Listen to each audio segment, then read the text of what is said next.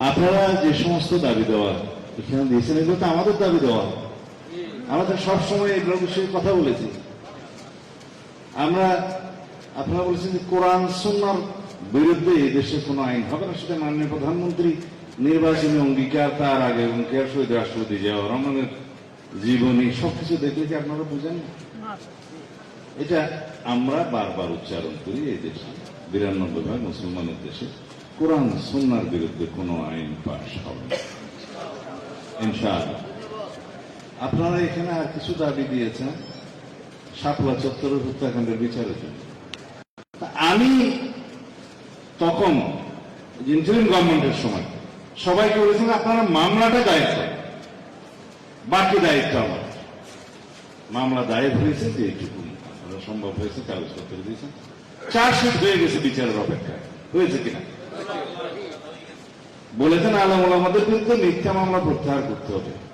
গত 2 সপ্তাহ আগেও তো মাওলানা সাজিদুর রহমান সহ আমাদের মুরব্বী আপনারা সবাই মন্ত্রণালয়ে গিয়েছেন, কথা বলেছেন, তালিকাগুলো দেন প্রত্যাহারের জন্য। আমরা জেলা পর্যায়ে জেলা ম্যাজিস্ট্রেটের নেতৃত্বে যে কমিটি করেছি ওখান থেকেই আমরা স্ক্রুটিনি করে মন্ত্রণালয়ে নিয়ে এসে প্রত্যাহার করে দেবো। কাজটা আপনাদের করতে হবে। আপনারা যদি আবেদনটা করেন সঠিকভাবে, প্রত্যাহারের বিষয়টা আমাদের উপর ছিল। আপনারা বলেছেন প্রাথমিক পর্যায় থেকে মাধ্যমিক পর্যায়ে পর্যন্ত ধর্মীয় শিক্ষা বাধ্যতামূলক করা হয়।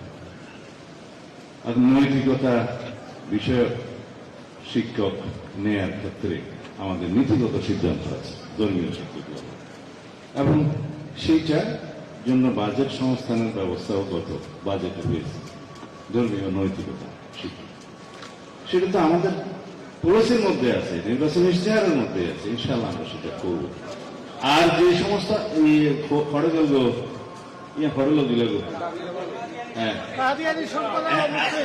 আদিয়ানিদের মহাসম্মেলনে, বিশ্ব সম্মেলনে আমি দলের পক্ষ থেকে যাই নাই, বক্তৃতা দেই নাই, আবার এখানে বলার কি আছে? ওটার মধ্যে তো আছেই সব, ওখানে সব কথা বলা আছে।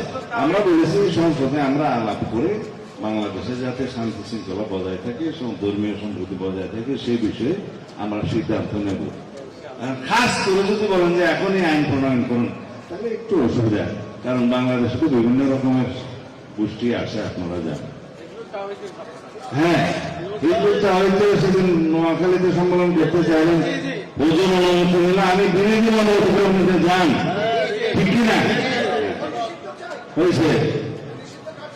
আর কিছু নাই, দাওরায়ে হাদিস মাস্টার্স পর্যন্ত স্বীকৃতি, এটা তো আমাদের নেত্রী মহকুমা নেত্রী দেশনেত্রী বেগম খালেদা জিয়ার সময় এই স্বীকৃতি দেওয়ার ব্যবস্থা করেছিলেন। গ্যাজেট নোটিফিকেশনও সম্ভবত হয়েছিল, তারপর আমরা রাষ্ট্রীয় ক্ষমতায় থাকলাম না, এই স্বীকৃতি প্রদান করা হয়েছে। ওর উপরে আমরা বলেছি তাদেরকে সরকারি পর্যায়ে যেখানে যেখানে সুবিধা হবে সেখানে আমরা নিয়োগ দিব। এটা তো আমাদের আছেই। আপনারা আর বাকি যা কিছু করেছেন এগুলা তদবির জামান নিয়ে আমরা মিটিং করেছি, গত 2 সপ্তাহ আগে মিটিং আপনাদের সাথে মিটিং করেছি। আগামী সপ্তাহে ইনশাআল্লাহ আমরা একটা ফয়সালা দেব, সেটা এই মজলিসে বলার কথা। আর কিছু নাই, আপনারা শুধু দোয়া করবেন ইনশাআল্লাহ বাংলাদেশে যাতে আমরা শান্তি শৃঙ্খলার সাথে উন্নয়নের দিকে যেতে পারি, এবং মাননীয় প্রধানমন্ত্রীর হাতকে আপনারা শক্তিশালী করবেন। যারা ইসমতে আম্বিয়া মান্না, যারা সাহাবাদের মেয়ারে হক মান্না, তাদের বিরুদ্ধে আপনারা সোচ্চার। আল্লাহু আকবার। আমরা সহি লাইনে আছি, আমরা মদিনা ইসলামে আছি, আমরা রাসূলুল্লাহ সাল্লাল্লাহু আলাইহি ওয়াসাল্লামের চর্চিত সমস্ত চর্চার সাথে আছি, আমরা সাহাবায়ে কেরামদের চর্চিত সমস্ত চর্চার সাথে আছি। আমরা অন্য কোন ধর্ম নিয়ে রাজনীতি করার বিভিন্ন ফেরকার সাথে ইনশাআল্লাহ সেভাবে বাংলাদেশ পরিচালিত হবে। আমাদের মাননীয় প্রধানমন্ত্রী অত্যন্ত ধার্মিক একজন মানুষ, তিনি প্র্যাকটিসিং মুসলিম। তিনি আপনারা জানেন যে হুজুরের সাথে আরো অনেকবার কথা বলেছেন, বিদেশ থাকতেও কথা বলেছেন, আমি টেলিফোন ধরিয়ে দিয়েছি, উনি হুজুর সবসময় দোয়া করেছেন। আমাদের সাথে আপনাদের রাজনীতির সম্পর্ক না, আমাদের সাথে আপনাদের দিনই সম্পর্ক, ইনশাআল্লাহ সেটা বজায় থাকবে। খোদা হাফেজ। এখানে আপনারা মাদ্রাসার জন্য কিছুই চান নাই, কিন্তু যদি মাননীয় প্রধানমন্ত্রী কিছু দিতে চান সেটা তো ওনার বিষয় সেটা পরে দেখা যাবে ইনশাআল্লাহ। আসসালামু আলাইকুম ওয়া রাহমাতুল্লাহ। ফসরু ভাই বক্তৃতা দিবেন না? না ফসরু ভাই এই লাইনের মানুষ নয় তো এখন দিবেন। আচ্ছা, মাননীয় অর্থমন্ত্রী যদি রাজি না থাকে আরো ভালো ভাই নোয়া। সালাম আলাইকুম।